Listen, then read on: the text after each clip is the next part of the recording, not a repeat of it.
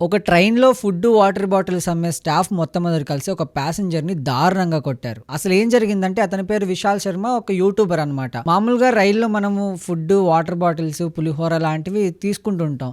అది కూడా ప్రైజెస్ ఎలా ఉంటాయి? 15 రూపీస్ అమ్మాల్సిన వాటర్ బాటిల్‌ని 30 రూపీస్‌కి అమ్ముతున్నాడు. ఇలా 15 రూపీస్‌కి అమ్మే వాటర్ బాటిల్‌ని 30 రూపీస్‌కి ఎందుకు అమ్ముతున్నారని విశాల్ శర్మ క్వశ్చన్ చేశాడు. తర్వాత ఆ ఫుడ్, వాటర్ బాటిల్స్ అమ్మే వాళ్ళ మీద కంప్లైంట్ ఇచ్చాడు. కంప్లైంట్ ఇవ్వడంతో పాటు ఫుడ్ కూడా బాలేదని చెప్పేసి ఒక రివ్యూ పెట్టాడు. సో ఇది తెలుసుకున్న అక్కడ పనిచేసే వాళ్ళు మొత్తం అందరూ వచ్చి నిద్రపోతున్న అతన్ని లేపి దారుణంగా కొట్టారు. సో ఇలాంటి సందర్భంలో మీరు చేయాల్సిన పని ఏంటంటే 139కి కాల్ చేయాలి. అలా 139కి కాల్ చేస్తే పోలీసులు వచ్చి వాళ్ళ మీద యాక్షన్ తీసుకుంటారు.